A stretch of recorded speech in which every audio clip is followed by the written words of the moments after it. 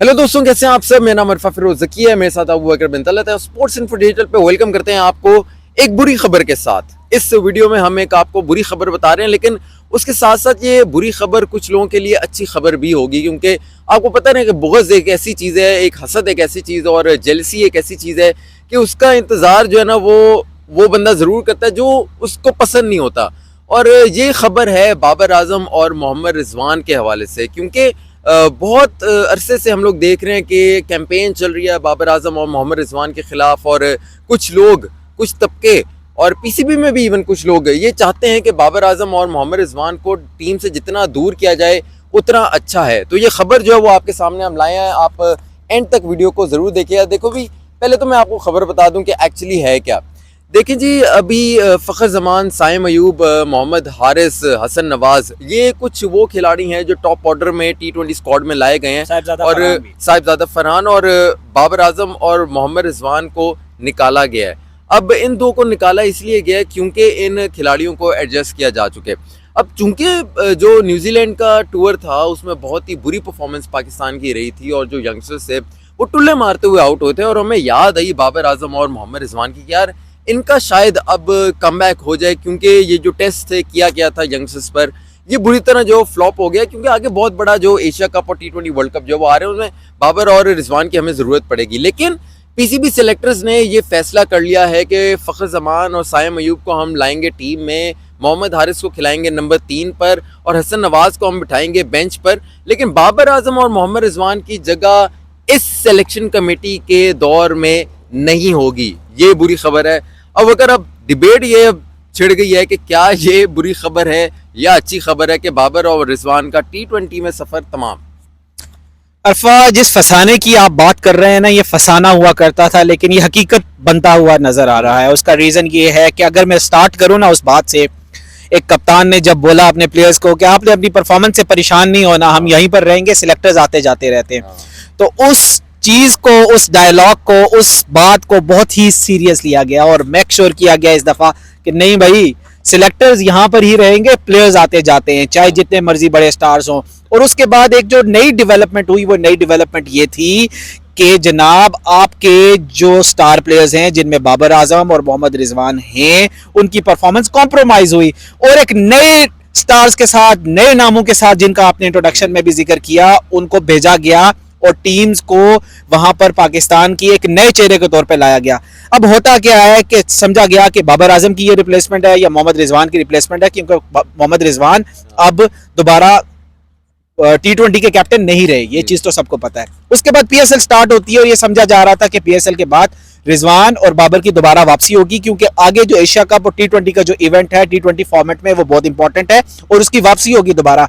लेकिन ऐसा होता हुआ नजर नहीं आ रहा। दो चीजों से हम प्रूव कर सकते हैं, एक तो परफॉर्मेंस बेस्ड, जिन प्लेयर्स का आपने जिक्र किया, साहिबजादा फरहान भी परफॉर्म कर रहे हैं, मोहम्मद हारिस भी परफॉर्म कर रहे हैं, Fakhar Zaman is doing reasonable as well, और इसी तरह साइम अयूब का तो आपको पता ही है, वो एक ऑटोमेटिक चॉइस है और रहेंगे एटलीस्ट नियर फ्यूचर तक। तो उसके बाद बाबर आजम और मोहम्मद रिजवान की क्या सिचुएशन रहती है? रुके, आपने कहा है कि जो परफॉर्म कर रहे हैं, तो बाबर और रिजवान क्या परफॉर्म नहीं कर रहे थे? जो 50 और 40-45 की एवरेजेस हैं, ये क्या गली क्रिकेट में इन्होंने बनाई है दोनों ने? देखिए अरफा, जब मैनेजमेंट ने ये डिसाइड कर लिया कि बाबर आजम और रिजवान परफॉर्म करें या ना करें, वो जो 100 कर रहे हैं 90 बॉलों पे, या जो 50 कर रहे हैं 45 बॉलों पे, अब हमने उन्हें नहीं रखना। This is not our cricket anymore, this is what they think. और मतलब इसका मतलब ये ना कि इलॉजिकल बात है, लॉजिक कोई नहीं है पीछे। बेशक वो परफॉर्मेंस जितनी दें, उन्होंने तो नल एंड वॉइड और स्क्वायर टू मतलब गलत कर दिया ना। मतलब बिल्कुल ही जो उनकी एक मोटिवेशन थी बाबर आजम और मोहम्मद रिजवान की इस PSL X में,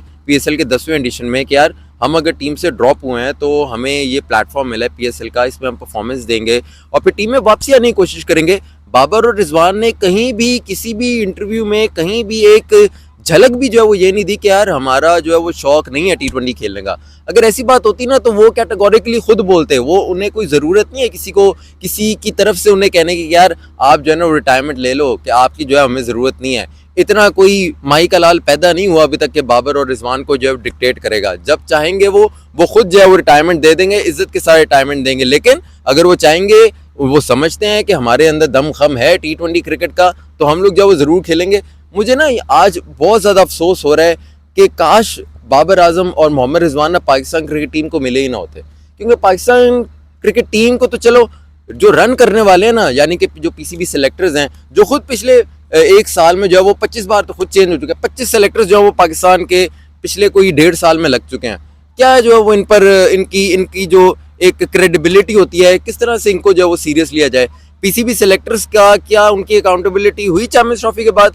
नहीं हुई। किसकी अकाउंटेबिलिटी हुई? किसकी सर्जरी हुई?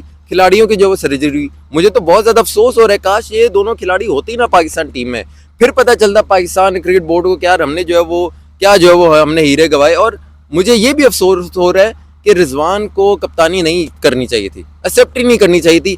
पता था उसे कि यार ये जो बाबर आजम के साथ हुआ है, जो शाहीन आफरीदी के साथ हुआ है, बाबर के साथ तो खैर 2 बार हुआ है ना, जो जलालत पीसीबी सेलेक्टर्स ने और जो पीसीबी की मैनेजमेंट ने की है इन स्टार्स के साथ, उसके बाद रिजवान को कप्तानी नहीं करनी चाहिए थी।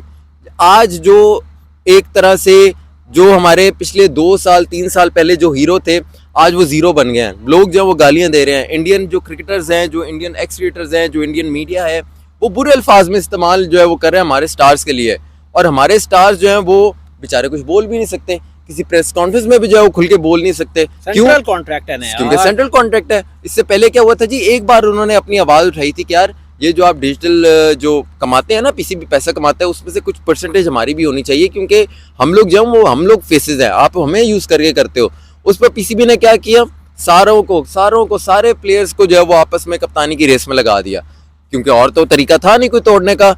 इनकी तो बड़ा पक्की जो दोस्ती आ रही हो, वो जो एक बनी थी, बॉन्डिंग बनी थी, जिससे पाकिस्तान क्रिकेट टीम जो है वो मैचेस भी जीत रही थी। इन्होंने क्या किया, इन्होंने कप्तानी की दौड़ में लगा दिया। बाबर भी कप्तान, शाहीन भी कप्तान, रिजवान भी कप्तान, सबको कप्तानी में लगा दो, सबको एक दूसरे के साथ लड़ा दो। आगे पीछे से जो खबरें भी फिर लीक कर दी इनके एक दूसरे के अगेंस्ट ही। शाहीन का फटा हो गया बाबर के साथ, बाबर ने रिजवान के साथ बात करना छोड़ दी, शाहीन जो है वो बाबर के साथ बात नहीं कर रहा, इस तरह की बातें करना शुरू हुई। क्या हुआ? अच्छा, बात पता है सबसे दुख वाली बात क्या है कि यार बेचारे बोल नहीं सकते। सबसे ज़्यादा दुख ही मुझे ये है कि नहीं बोल सकते, अपनी जो एक्सप्लेनेशन वो नहीं दे सकते। देखिए अरफा, आपकी बात को ही मैं थोड़ा सा कंटिन्यू करना चाहूँगा। देखें, हम खुश हो जाते हैं कि बाबर और रिजवान की रिप्लेसमेंट आ गई in the term of any name. हम किसी का नाम नहीं लेते, स्पेसिफाई नहीं करते। देखिए अरफा, पीएसएल की परफॉर्मेंस के ऊपर अगर आप खुश हो जाएंगे कि यही प्लेयर्स इंटरनेशनल में हमें जाके परफॉर्म करके देंगे, तो it's a very early call और it's a premature call. I want to say that, क्योंकि कल भी आपको याद होगा कि इफ्तिखार ने बड़ा बोल्डली एक चीज का जिक्र किया कि अनफॉर्चुनेटली हमारा जो डोमेस्टिक का स्ट्रक्चर है, हमारी जो डोमेस्टिक की क्वालिटी है, वो उस लेवल की नहीं है कि यहाँ से प्रोडक्ट निकाल के प्रोडक्ट निकाल के हम इंटरनेशनल वेन्यू पे उसको टेस्ट कर सकें। यहाँ से प्लेयर जाके तो उसकी खामियां और उसके फ्लॉज तो इंटरनेशनल जाके समझ में आते हैं कि यार इसमें तो ये टेक्निकल फॉल्ट है।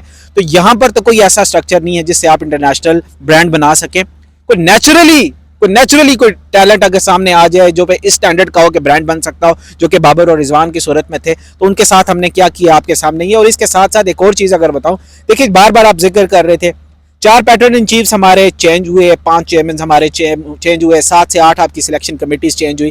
और क्या मैसेज दिया गया बाबर को कि भाई आपके अलावा भी 4 कप्तान बनने को रेडी हैं, और हर किसी को ये बात कहेगी कि आपने दूसरे को नहीं बताना, सिर्फ आप ही को हम बता रहे हैं। तो टीम के अंदर एक रिफ्ट जानबूझकर पैदा की गई। और उस बंदे को भी नहीं पता कि भाई वो अगली सीरीज में होगा कप्तान। एग्जैक्टली लिख के ले लो, सलमान अली आया को भी नहीं पता होगा कि अगली सीरीज में आएगा। भाई आज मुझे बता दो कि पीएसएल 10th एडिशन के दौरान तीनों फॉर्मेट्स में से कौन सा कप्तान सेफ जोन में है जिसको पता है कि मैं अगले 6 महीने, साल, 2 साल कैप्टन हूं?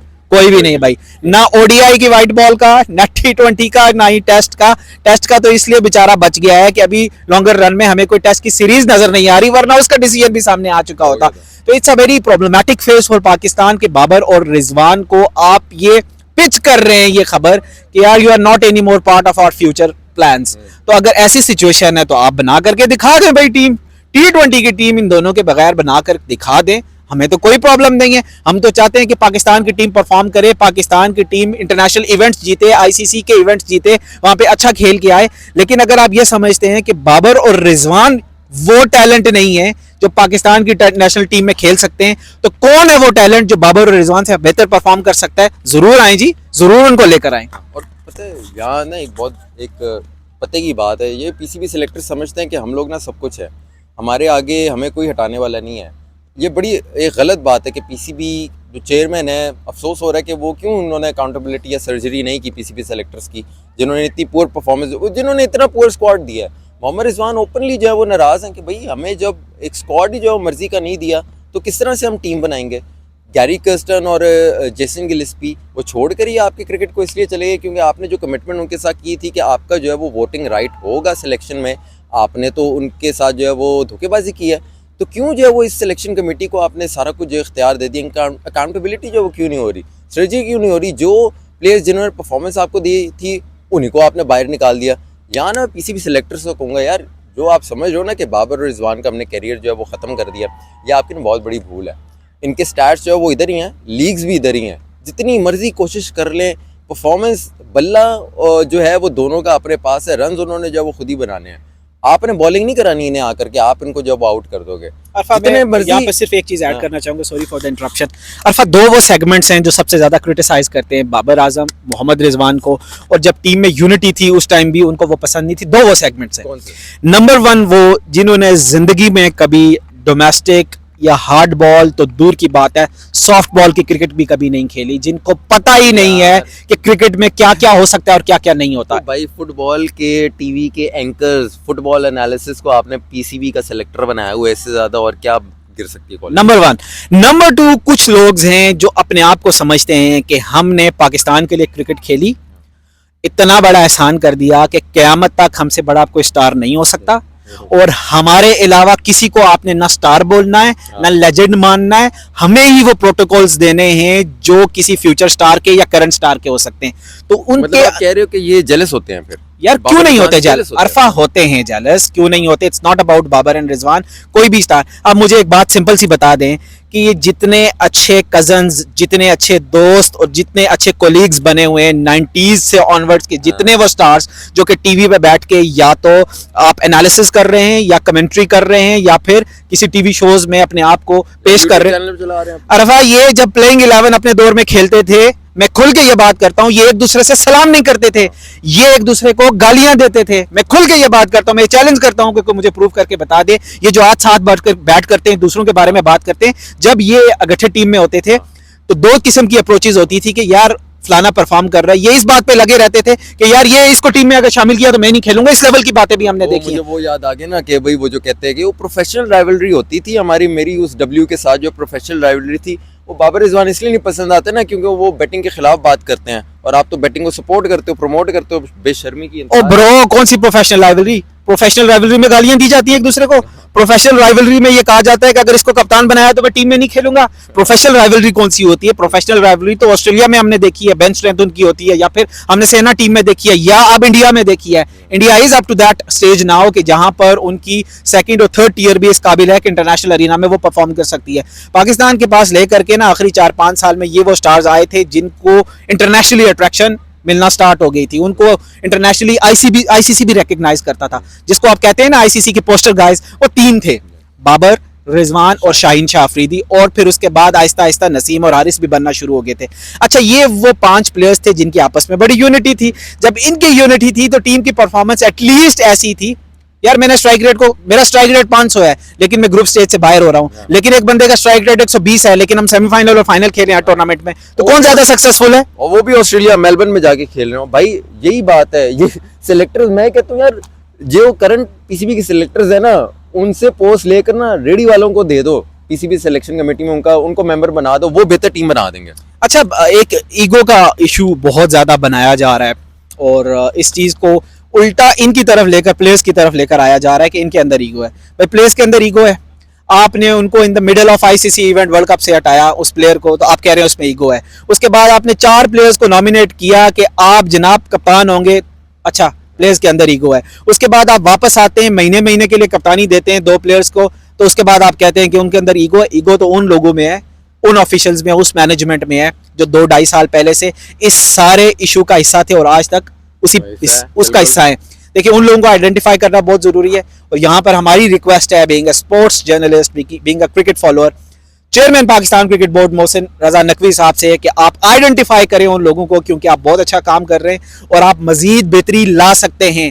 बेहतरी सिर्फ स्टेडियम की कंस्ट्रक्शन में नहीं है, बेहतरी उस पाकिस्तान क्रिकेट बोर्ड के एनवायरनमेंट में है जिसको पॉजिटिव राउट की तरफ लेकर जाना है और यहां से नेगेटिविटी को दूर करना है और ईगो को खत्म करके एक ऐसी टीम बनानी है जो कि जस्टिफाई करती हो। बाबर, रिजवान, किसी थर्ड पर्सन से अगर आप पूछ लें जो कि न्यूट्रल हो, क्या बाबर और रिजवान की टीम में जगह बनती है या नहीं बनती, उससे राय ले लें और उसके बाद टीम डिसाइड कर लें। नहीं, ज्यादा ही अगर इन्होंने बाबर रिजवान को निकालना है तो यार तरीका एक होता है ना, रिस्पेक्टेबल वे होता है भाई, कोई एमी ऐरे गैरे कोई स्ट्रीट प्लेयर्स नहीं है ये।